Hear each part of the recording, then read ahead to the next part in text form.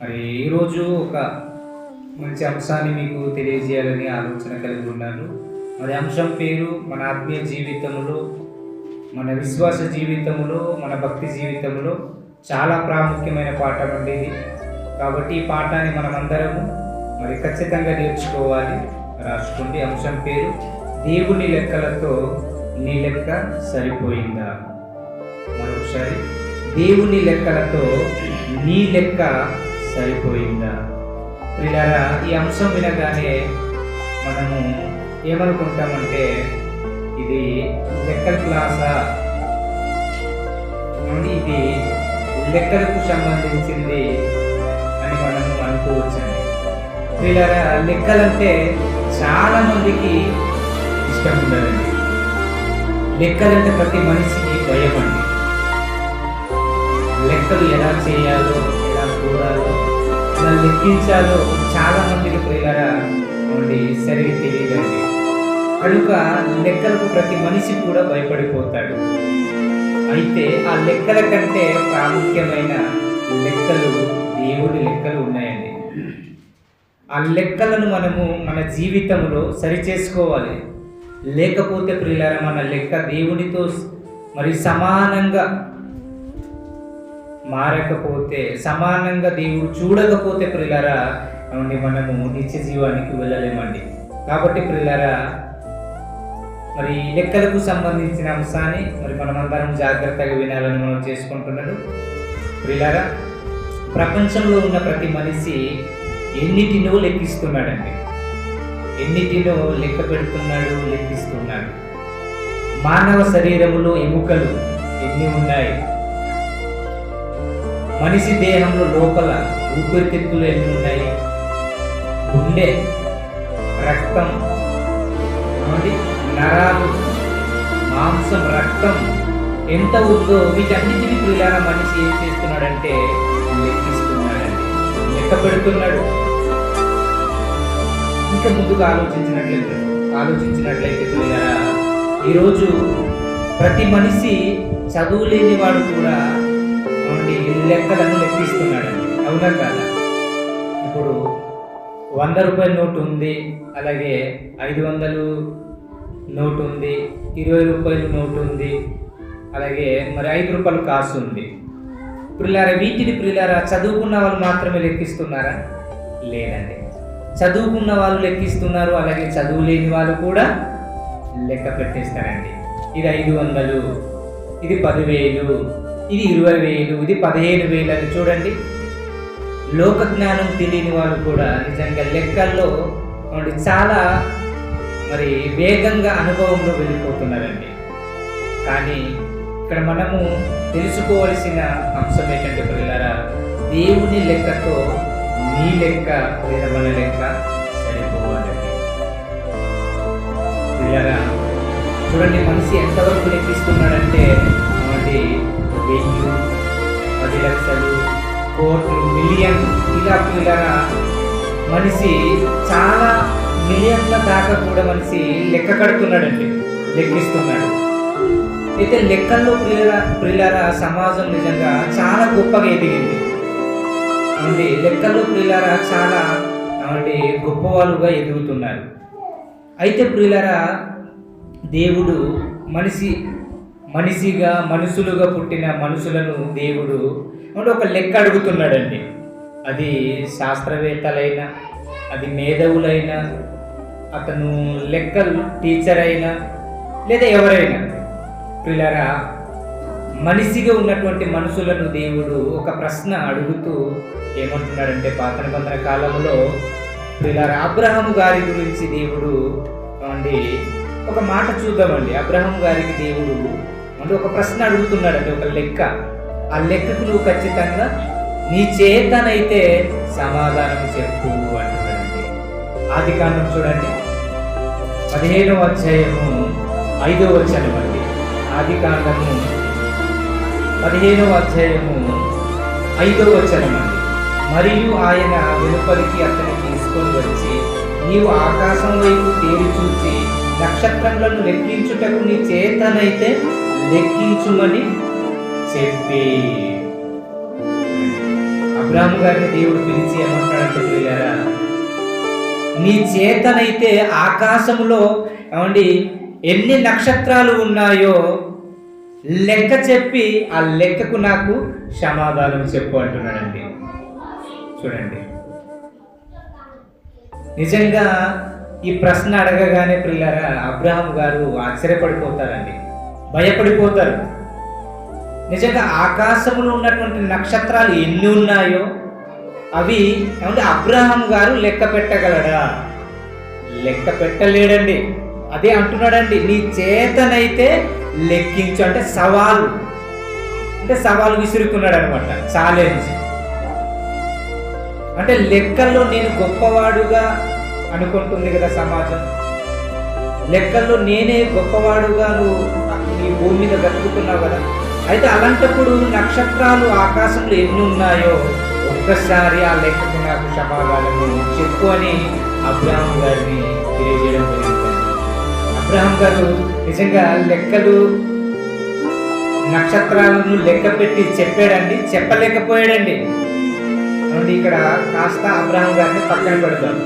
ఈరోజు లెక్కల్లో ఏమండి టాపులు ఎవరు ఉన్నారండి? లెక్కల్లో దిట్ట, లెక్కల్లో ఏమండి గనులు ఎవరు ఉన్నారో తెలుసా అండి?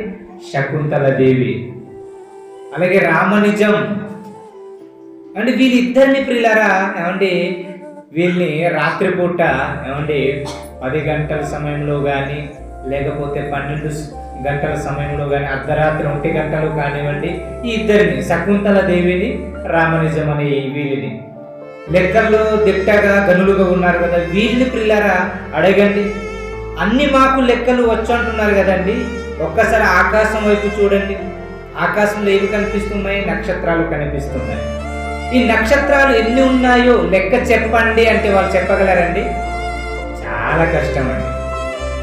అంటే వాళ్ళు కూడా ఏమండి ఆకాశంలో నక్షత్రాలు ఎన్ని ఉన్నాయో ఇది వాళ్ళకి కూడా లెక్క తెలియదు. ప్రపంచంలో ఎంత పెద్దవాడైనండి, శాస్త్రవేత్త అయినా, డాక్టర్ అయినా, వైద్యుడైనా, ఎవడైనా పిల్లరా ఏమండి ఆకాశంలో ఉన్నటువంటి నక్షత్రాలను మనుషులు లెక్కించడానికి అసాధ్యం, అసంభవం. అంటే మనుషులుగా నరులు ఆకాశంలో ఉన్నటువంటి నక్షత్రాలను లెక్కించలేరు. అంటే దేవుడు అడిగిన ప్రశ్నకు సమాధానం ప్రియులారా సమాజంలో ఏ మనిషి కూడా చెప్పలేడు. ఆ ప్రశ్నకు దేవుడే సమాధానం చెప్పాలి. దేవుడు నక్షత్రాలను చేశాడు, నక్షత్రాలను దేవుడు చేసి ఏమండి నక్షత్రాలను కూడా దేవుడు ఏం చేశాడు? లెక్క పెట్టాడండి. చూద్దాం ఒక మాట. కీర్తనాల గ్రంథం 147వ అధ్యాయం చూడండి. కీర్తనాల గ్రంథం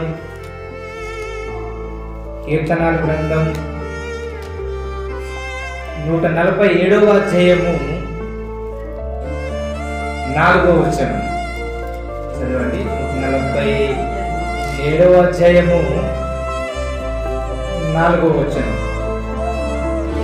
నక్షత్రముల సంఖ్యను ఆయన నియమించి ఉన్నాడు, వాటన్నిటికీ పేర్లు పెట్టుచున్నాడు. చాలండి. నక్షత్రాలు ఆకాశంలో ఎన్ని ఉన్నాయో శకుంతల దేవి లెక్క చెప్పడం చాలా కష్టం. రామనిజం అలాగే శాస్త్రవేత్తలు లెక్కల్లో దిట్టగా గొప్పవాళ్ళు ఉన్నారు కదా, వీళ్ళు కూడా నక్షత్రాలను లెక్క చేయడం చాలా కష్టం. అంటే కోట్ల కొలదిగా ఉన్నాయి నక్షత్రాలు. అయితే వీటన్నిటిని ప్రియులారా ఏమండి నక్షత్రాలను ఎవరు చేశారు? అంటే ఆయనే లెక్కించాడటండి. చూడండి, నక్షత్రముల సంఖ్యను ఆయన నియమించి ఉన్నాడు. అంటే నక్షత్రాలు ఎన్ని ఉన్నాయో ఏమండి దేవుడు సంఖ్య ఏమండి తన దగ్గర ఉంది. నక్షత్రాలను దేవుడు లెక్క పెట్టాడు. ఎన్ని ఉన్నాయో ఏమండి ఇక్కడ చెప్పలేదు, కానీ నక్షత్రాలు సంఖ్యను లెక్క పెట్టాడటండి. కోట్ల కొలదిగా ఉందండి నక్షత్రాలు. వీటన్నిటిని ప్రియులారా ఏమండి లెక్క పెట్టి ఉన్నాడంటే దేవుడు ఎంత గొప్పవాడో ఒకసారి ఆలోచించండి. అంటే ఒక రామనిజం కన్నా, శకుంతల దేవి కన్నా, శాస్త్రవేత్తల కన్నా లెక్కల్లో ఎవరైతే దిట్ట కలిగి ఉన్నారో వీళ్ళందరికంటే గొప్పవాడెవరు? దేవుడు. దేవుడు గొప్పవాడు కనుక నక్షత్రాలను దేవుడు లెక్క పెట్టి ఉన్నాడు. నక్షత్రాలను లెక్క పెట్టడమే కాకుండా నక్షత్రాలను సృజించి ఏ నక్షత్రానికి ఏ పేరు ఉండాలో ఆ పేరును కూడా దేవుడు నామకరణం చేశాడండి. నక్షత్రాలను ఏం చేశాడు? పేర్లు పెట్టాడు. పేర్లండి, నక్షత్రాలకు ఏమండి పేర్లు ఉన్నాయి. సప్తరసు నక్షత్రం అని ఇలా ఎన్నో పేర్లు ప్రియులారా నక్షత్రానికి దేవుడు పెట్టాడండి. చూడండి, ఆదాము ఎలాగైతే జంతువులకు జీవరాశులకు పేర్లు పెట్టాడో అలాగే ప్రకృతిలో ఉన్నటువంటి నక్షత్రాలను అవును సృష్టిని దేవుడు ఏం చేశాడంటే లెక్క పెట్టాడు. లెక్క పెట్టి దానిని పేర్లు కూడా పెట్టాడట దేవుడు కూడా. అంటే నామకరణాన్ని నక్షత్రాలను దేవుడే చేశాడు. ఈ సృష్టిలో ఉన్నటువంటి జంతువులను జీవులను అయితే ఆదాము ఏమండి పేర్లు పెట్టాడు, కానీ ఆకాశంలో ఉన్నటువంటి నక్షత్రాలను దేవుడే పేర్లు పెట్టాడండి. దేవుడు పేర్లు పెట్టి వాటన్నిటిని ప్రియులారా లెక్క కూడా పెట్టాడు. ఆ సంఖ్య దేవునిలో ఉంది. ఇది మీరు అనుకోవచ్చు, ఈ నక్షత్రాల లెక్క ఎందుకు, నక్షత్రాలకు పేర్లు ఎందుకు, మనకు లెక్క వస్తే చాలా అనుకుంటున్నారు. ఈ అంశం తిన్న తర్వాత మీకు అర్థమైపోతుంది. ఈ లెక్కల క్లాసు దేవుని క్లాసు అండి ఎలా ఉంటుందో ముగింపులో మీకు అర్థమైపోతుందండి. ప్రియులారా నక్షత్రాలనట దేవుడు లెక్క పెట్టాడట. ఇంకో మాట చూడండి, యెషయా గ్రంథం 40వ అధ్యాయము 12వ వచనం చూడండి. ఇక వేటిని దేవుడు లెక్కించాడో దేవుడు తెలియజేస్తూ 12వ వచనం చూడండి. యెషయా గ్రంథం 40వ అధ్యాయం, యెషయా గ్రంథము 40వ అధ్యాయము 12వ వచనం అండి. తన కుడి సిటిలో జలములు కొలిచిన వాడెవడు? జేనతో ఆకాశంలో కొల చూచిన వాడెవడు? భూమిలోని మన్ను కొల పాత్రలో ఉంచిన వాడెవడు? త్రాసుతో పర్వతములను తూచిన వాడెవడు? తూనిక చేత కొండలను తూచిన వాడెవడు? ప్రశ్న అండి. చూడండి, దేవుడు ప్రశ్న అడుగుతున్నాడండి. అవునండి, జలములను ఎవడు కొలిచాడు? జలములు అంటే నీరు, సముద్రంలో ఉన్నటువంటి నీరును, కాలువల్లో ఉన్నటువంటి నీరును, ఊటలో ఉన్నటువంటి నీరును, అంటే వీటన్నిటిని దేవుడు ఏం చేశాడంటే కొలిచాడు. అంటే సముద్రంలో ఉన్నటువంటి నీరును, లేదా ఒక్క మాటలో చెప్పాలంటే ఈ భూమి మీద ఉన్నటువంటి నీరును, జలములను ఎవరు కొలిచారు, ఎవరు లెక్క పెట్టారు అని దేవుడు అడుగుతున్నాడండి ప్రశ్న. అండి, మన ఊరిలో టేకులో ఎంత నీరు ఉంటుందో ఎవరైనా కొలిచారండి? కొలవలేదండి. ఊటలో ఎంత నీరు ఉందో కొలిచారా? అంటే కాలువల్లో వెళ్ళిపోతూ ఉంటుంది నీరు. అలాగే పెద్దగడ్డ, అలాగే చెరువులు, సముద్రం అండి, మరి వాటిలో ఉన్నటువంటి జలములను, నీరుని ఎవరు కొలిచారు? మనుషులు కొలవలేదండి. అవునండి, సమాజంలో లెక్కల్లో గొప్పవారు ఉన్నటువంటి వీళ్ళు కొలవలేదట.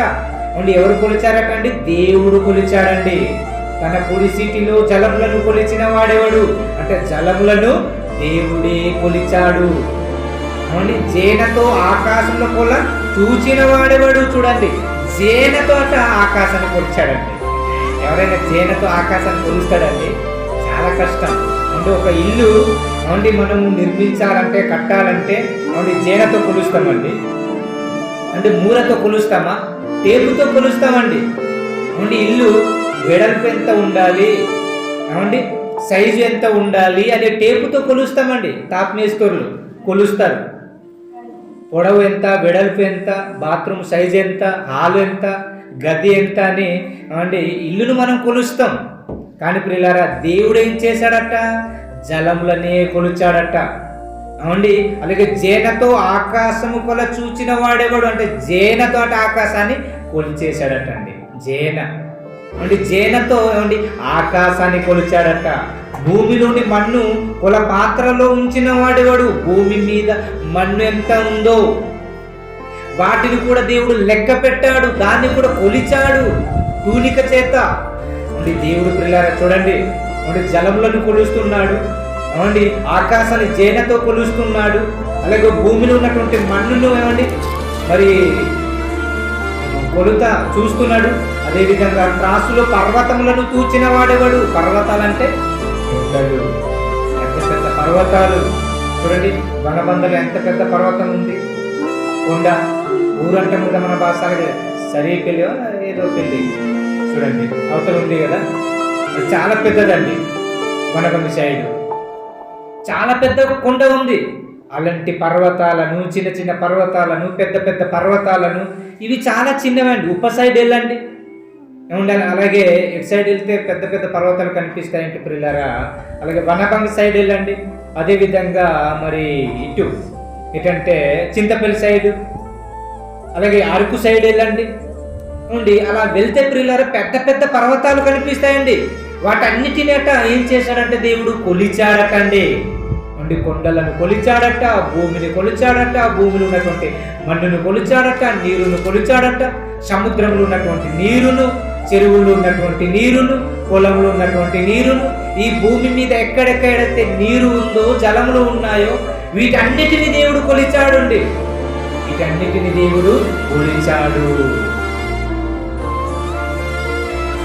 ఇంకా దేవుడు వేటిని కొలిచాడో ఒక 2 మాటలు చూసి ముగించుకుని తరాయి భాగాన్ని వచ్చేవాళ్ళు నేర్చుకుందాం. చూడండి, మత్తయి సువార్త 10వ అధ్యాయం 30వ వచనం చూడండి. మత్తయి సువార్త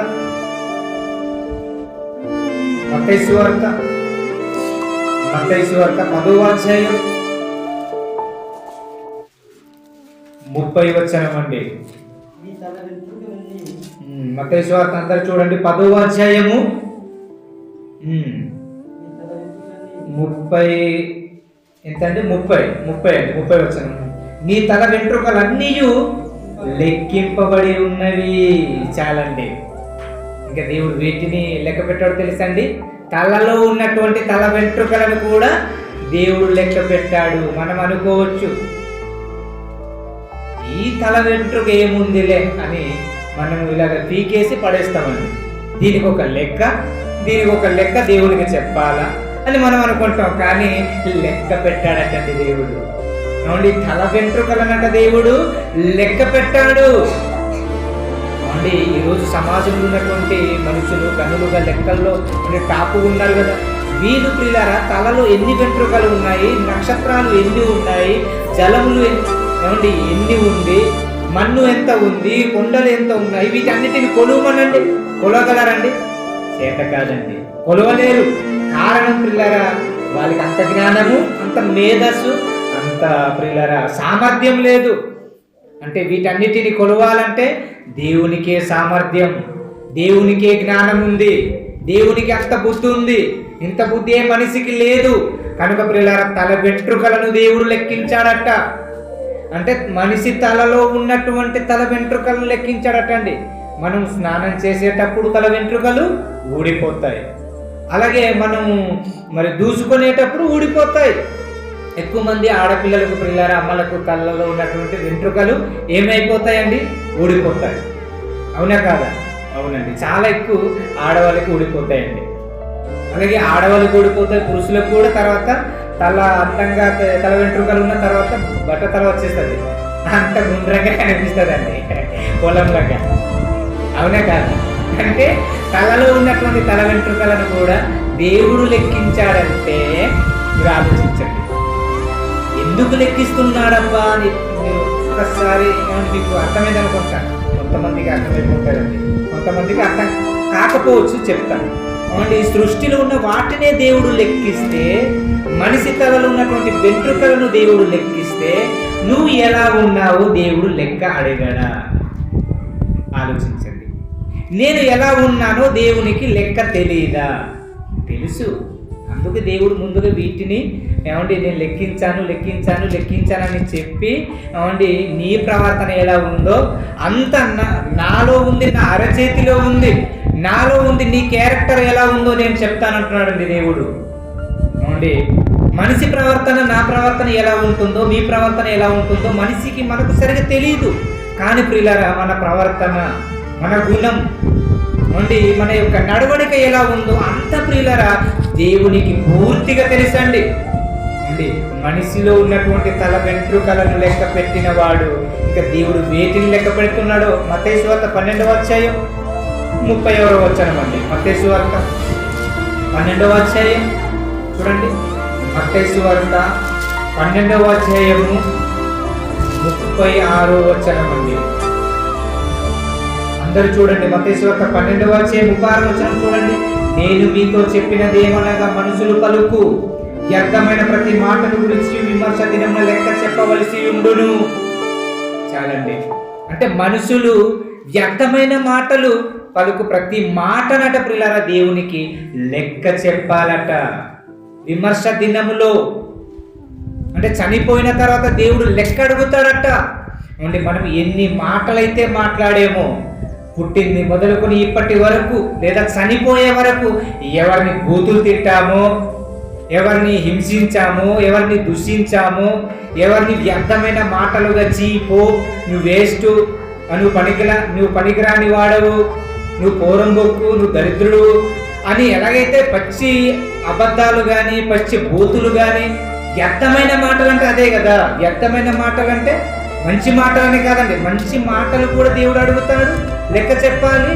అలాగే నువ్వు సంఘం పట్ల కానీ, సహోదరుల పట్ల కానీ, సేవకుల పట్ల కానీ, లేకపోతే సమాజం పట్ల కానీ, బంధువుల పట్ల కానీ, స్నేహితుల పట్ల కానీ నువ్వు ఎలా మాట్లాడేవో ఖచ్చితంగా దేవుడు లెక్క అడుగుతాడు. ఇది మాత్రం మనం మర్చిపోకూడదండి.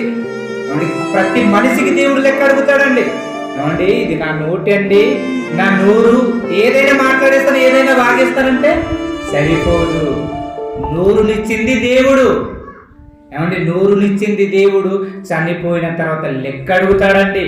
కనుక ప్రియులారా చాలా జాగ్రత్తగా ఎవరినైనా వాక్యం చెప్పేటప్పుడైనా, లేకపోతే మాట్లాడేటప్పుడైనా, లేకపోతే ఇతరులను ఏ విషయమైనా తెలియజేసేటప్పుడైనా చాలా జాగ్రత్తగా మాట్లాడాలి. చాలా జాగ్రత్తగా నోరు అదుపు పెట్టుకొని మాట్లాడాలి. నోరు ఉంది కదా అని మనం వాగేస్తే ఏమన్నాడు బైబిల్లో ఒక మాట ఉందండి. ఏమండి, ఎప్పుడు అబద్ధంగా మాట్లాడుతూ ఎవరైతే ఉంటారో అలాంటి వారిని అట దేవుడు ఏం చేస్తాడట, నాలుక కోసేస్తానన్నాడండి. ఉంది సామెతల గ్రంథంలో. ఏమండి, అదేవిధంగా యాకోబు పత్రికలు కూడా ఉంటుంది నాలుక గురించి. అంటే ఈ మాటను చూసి మనం భయపడిపోవాలండి. అంటే వ్యర్థమైన మాట అసలు మాట్లాడకూడదు. చూడండి, ఈవెన్ ప్రియులారా నిజంగా ఈ సమాజంలో ఉన్నటువంటి క్రైస్తవులుగా అవునండి మనం వ్యర్థమైన మాటలు మాట్లాడుతూ నిజంగా చాలా విడ్డూరం అండి, బాధ. అన్యజనులు మాట్లాడుతున్నారంటే, దేవుడి గురించి తెలియని వాళ్ళు మాట్లాడుతున్నారంటే అర్థం ఉంది. కానీ నమ్ముకున్న మనమే మాట్లాడితే అవునండి ప్రియులారా చాలా బాధాకరం అండి. కనుక వ్యర్థమైన మాట ఎవరైతే మాట్లాడుతున్నారో, అది నేను మాట్లాడినా, అది మీరు మాట్లాడినా, అది ఎవరు మాట్లాడినా అట్లా లెక్క చెప్పాలటండి. అండి, స్త్రీ అని, పురుషుడని అంటే భేదం లేదండి. బోధకుడని, విశ్వాసని, సంఘ పెద్ద అని, సంఘ కాపరని, డైరెక్టర్ అని, లేకపోతే సంఘ విశ్వాసులని, మంత్రి అని, ముఖ్యమంత్రి అని, రాజు అని, నిరుపేదవాడని, స్త్రీ అని, పురుషుడని భేదం లేదు. అందరికీ దేవుడు అడుగుతాడు పిల్టు పట్టి. అవునండి, సమాజంలో ప్రియులారా స్త్రీలను గౌరవిస్తారు. స్త్రీ మాత్రమే అవునండి బస్సులో కూడా సీటులో కూర్చోవాలి. అవసరమైతే పురుషులు అలాగ వేలాడి ఉండాలి, నిలబడాలి అంటారు. అవునా కాదా? స్త్రీలకు ప్రాధాన్యత ఇస్తారు బస్సులో. అలాగే జీపులో కూడా ప్రియులారా మగవాళ్ళకి అందరు వేలాడి ఉండండి, మీరు వెనక్కి వెళ్ళిపోండి, ఆడవాళ్ళకి ముందు సీటు అప్పగించండి అని ప్రియులారా ఈరోజు ఉన్నటువంటి సమాజం గౌరవిస్తుంది స్త్రీలను. అవునా కాదా? అవునండి, సమాజం గౌరవిస్తుంది. కానీ దేవుడు మాట్లాడే మాటను బట్టి స్త్రీ అని, పురుషుడని వ్యర్థమైన మాటలు మాట్లాడితే దేవుడు గౌరవిస్తాడా? చట్టం గౌరవించినట్టు గౌరవించాడండి. అడుగుతాడు లెక్క. కనుక జాగ్రత్త. అందుకు పెద్దలు అంటుంటారండి, కాలు జారితే కూడా పర్లేదట, ఏం జారకూడదట, నోటి అట. కనుక జాగ్రత్త అన్నాడు. అలాగే నోట్లో నువ్వు కళ్ళం పెట్టుకో అన్నాడు. అంటే కళ్ళం అంటే మాట్లాడకుండా వాక్యం పెట్టుకో, నిదానంగా ఉండు, సైలెంట్గా ఉండు. గట్టిగా మాట్లాడేసేవనుకో ఖచ్చితంగా నిన్ను మాట్లాడనివ్వకుండా వచ్చేసి గుద్దేస్తారండి. అవునండి, చూడండి. ఏమండి, తాగేసి ఎవరికి పడితే వాళ్ళకి వాగేస్తున్నారనుకోండి అంటే ఊరుకుంటారండి? ఊరుకోరండి. ఇంకా అతని దగ్గర వెళ్ళేసి బాదుతారనమాట. అంటే సమాజమే బాధినప్పుడు, వ్యర్థమైన మాటలు మనం మాట్లాడినప్పుడు దేవుడు లెక్క అడగడా? అడుగుతాడు. కాబట్టి ప్రియులారా వ్యర్థమైన మాటను మనము మాట్లాడకూడదు. చివరికి ఒక మాట చూసి ముగించుకుందాం. చూడండి, కీర్తనల గ్రంథం 139వ అధ్యాయం 1 నుంచి 5 వచనం వరకు అండి. కీర్తనల గ్రంథం 139వ అధ్యాయం 1 నుంచి 5 వచనం వరకు అండి. యెహోవా, నీవు నన్ను పరిశోధించి తెలుసుకొని ఉన్నావు. నేను కూర్చుండుట, చూడండి, నేను కూర్చుండుట, నేను లేచుట నీకు తెలియను. నా తలంపు పుట్టక మునుపే నీవు నా మనసును గ్రహించుచున్నావు. నా నడకను నా పడకను నీవు పరిశీలన చేసి ఉన్నావు. నా చర్యలన్నిటిలోనూ నీవు బాగుగా తెలుసుకొని ఉన్నావు. యెహోవా మాట నా నాలుకకు రాక మునిపే అది నీకు పూర్తిగా తెలిసి ఉన్నది. వెనుకకు ముందుకును నీవు నన్ను ఆవరించి ఉన్నావు. నీ చెయ్యి నా మీద ఉంచి ఉన్నావు. చాలండి. చూడండి, దేవుడు ఏమంటున్నాడండి? అవునండి, దావీదు గారు రాస్తున్నాడండి ఈ మాట. నేను ఎలా ఉన్నానో అవునండి, నా ప్రవర్తన అంతా నీకు తెలుసు ప్రభు అంటున్నాడండి. నా ప్రవర్తన, నా మాట, నా క్యారెక్టరు ఎలా ఉందో, నేను కూర్చోవడం, నేను నడవటం, అవునండి, నేను ఆలోచించడం, నేను ప్రవర్తించడం, నా చర్యలన్నీ, అంటే నా క్యారెక్టర్ అంతా నీకు తెలుసు అంటున్నాడండి. దావీదు ఎలా ప్రవర్తించాడో, ఎన్ని తప్పులు చేశాడో, ఎన్ని కార్యక్రమాలు చేశాడో దావీదు బయోడేటా, దావీదు క్యారెక్టర్ దేవుని లెక్కల్లో ఉంది. దేవుడు లెక్క పెట్టి ఉన్నాడు. అలాగే దావీదు లెక్కనే దేవుడు చూశాడు. ఇది దావీదు కండి, ఇది నాకు కాదండి అనుకోవచ్చు మనం. కాదండి, తప్పు మనకు కూడా వర్తిస్తుంది. దావీదుని ఎలాగైతే పరిశీలించి తెలుసుకుంటున్నాడో, ఇప్పుడు మీ అందరినీ అంటే నేను మిమ్మల్ని సరిగా పరిశీలన లేకపోయినా దేవుడు అందరినీ పసిగడుతున్నాడు. ఎలా ఉన్నారు సంఘంలో, ఏం మాట్లాడుతున్నారు, ఏం వింటున్నారు, ఎలా జీవిస్తున్నారు, యథార్థంగా జీవిస్తున్నారా, భక్తిగా జీవిస్తున్నారా, అంటే భక్తిహీనులుగా ఉన్నారా, విశ్వాసులుగా జీవిస్తున్నారా, ఆ విశ్వాసులుగా జీవిస్తున్నారా, ఎలా ఉన్నారు, నా యందు ఎలా జీవిస్తున్నారు అన్నది అంతా దేవునికి అంత తెలుసండి. ఏమండి, మనుషులుగా మనకు తెలియదు, కానీ దేవుడు ఏమండి ప్రతి మనిషి యొక్క ఆలోచన, తలంపు, ఏం మాట్లాడుతున్నాడో మాట్లాడకముందే అండి, ఏం ఆలోచిస్తున్నాడో ఆలోచించకముందే అంత దేవునికి తెలిసిపోతుందండి. అండి, సమాజం ఎప్పుడు నేరస్తుడుగా గుర్తిస్తుందండి? చట్టం ఒక వ్యక్తిని ప్రియులారా అత్యాచారం చేసినప్పుడు, అంటే మానభంగం చేసినప్పుడు, మర్డర్ చేసినప్పుడు, అంటే పసిగట్టినప్పుడు, చేసినప్పుడు సమాజం అంటే పట్టుకుంటుంది నేరస్తుడుగా. కాని ప్రియులారా క్షమించండి, దేవుడు ఎక్కడ పట్టుకుంటున్నాడండి తెలుసా అండి? నువ్వు ప్రియులారా ఏమంటే ఆలోచిస్తున్నావు కదా, ఆ ఆలోచన దేవుడు పట్టుకుంటున్నాడండి. నీ హృదయంలో ఎలాంటి ఆలోచన అయితే వస్తుందో ఆ ఆలోచన దేవుడు చూసి నువ్వు మంచివాడు కాదు, అప్పుడు నువ్వు నేరస్తుడవు, నువ్వు నరహంతకుడు అంటున్నాడండి. కాబట్టి ప్రియులారా, మన చర్యలన్నీ ప్రియులారా దేవునికి తెలుసు. మన ప్రవర్తన ఎలా ఉందో, మన యొక్క భక్తి జీవితం ఎలా ఉందో, నీది నాది అందరిది దేవునికి బాగా తెలుసు. దేవుని దృష్టి కనపడని సృష్టం ఏది లేదట, అంతా అండి కళ్ళకు కట్టినట్టుగా దేవునికి కనిపిస్తుందండి. చూడండి, మరి విశాఖపట్నంలో కానివ్వండి, హైవేలో, హైదరాబాద్లో కానివ్వండి, ట్రాఫిక్ జామ్ ఉంటుందండి. అక్కడ మరి సీసీ కెమెరాలు పెడతారు. అందరూ ఏమండి ఏం ఫాలో అవ్వాలి? సిగ్నల్ ఫాలో అవ్వాలి ఖచ్చితంగా. అంటే ఏమండి ఎవరు మరి చట్టాన్ని గౌరవిస్తున్నారు, ఎవరు ఆ రూలును పాటిస్తున్నారు అని ప్రియులారా సీసీ కెమెరా పెడతారండి. ఎవరైతే పాటించకుండా వెళ్ళిపోతున్నారో ఏమండి నేరస్తులుగా, సమాజమే మిమ్మల్ని నేరస్తులుగా చూసినప్పుడు మనలను దేవుడు ప్రియులారా, మనం దేవుడు చెప్పిన విధులను పాటించకపోతే మనలను కూడా దేవుడు దోషులుగా దేవుడు చూస్తున్నాడు, లెక్కడుగుతున్నాడు. కాబట్టి ప్రియులారా, గత సంవత్సరంలో, గత రోజుల్లో ఈ అంశం తెలియక, ఈ మాటలు తెలియక మనం మాట్లాడుకుంటామేమో. ఈ రోజు నుంచి ఈ అంశం విన్న తర్వాత అంటే మన బ్రతుకులు ఏమైపోవాలి? మారిపోవాలి.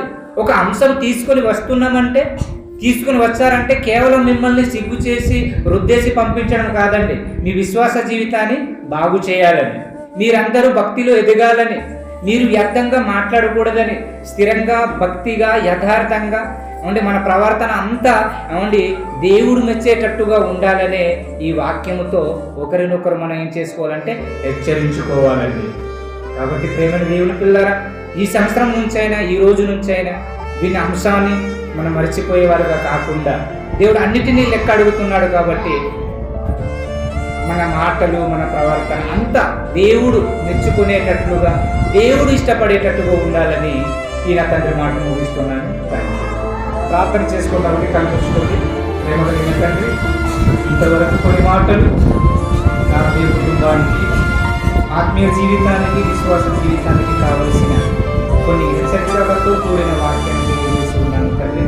చెప్పబడిన మాటలు విన్న మేమందరం మారిపోయి తండ్రి మారు వేసుకోకుండా, వ్యర్థంగా మాట్లాడకుండా తండ్రి, మీరు కోరుకున్నట్టుగా, మీరు మెచ్చుకున్నట్టుగా, మీరు ఇష్టపడేటట్టుగా సంఘస్థులుగా మేమందరం భూమి మీద ఒకరినొకరు వాక్యంతో తగ్గించుకుంటూ, ఒకరినొకరు ఘనత విషయంలో గొప్పగా ఎంచుకుంటూ, ఎవరిని కూడా వ్యర్థంగా మాట్లాడకుండా తండ్రి, అందరినీ తండ్రి దేవ సమానంగా కలుపుకుంటూ మేమందరము తండ్రి మా నేను యేసుక్రీస్తు వారికి కలిగిన మనసు తండ్రి కలిగి ఉండి, దీన మనసు కలిగి ఉండి, తగ్గింపు మనసు కలిగి ఉండి, సాత్వికముతో ఏ కార్యక్రమమైన ప్రేమతో మీరు ఇచ్చిన పనులు మేము భూమి మీద నెరవేర్చి మీరున్న మహారూపంలో వచ్చే భాగ్యాన్ని దయచేయమని, మహాజ్ఞానాన్ని మాకును నేర్పించిన మా ఆత్మీయులు పెద్దలు, తాతయ్య గారికి, డాడీ గారికి కావలసిన పర సంబంధమైన ఆశీర్వాదాన్ని, భూ సంబంధాన్ని, ఈవిని ఆయుష్కాలాన్ని, ఆరోగ్యాన్ని గ్రహించమని కోరుతూ యేసుక్రీస్తు వారి నామముని ప్రార్థన సమర్పించి వేడుకుంటున్నాం తండ్రి. ఆమేన్.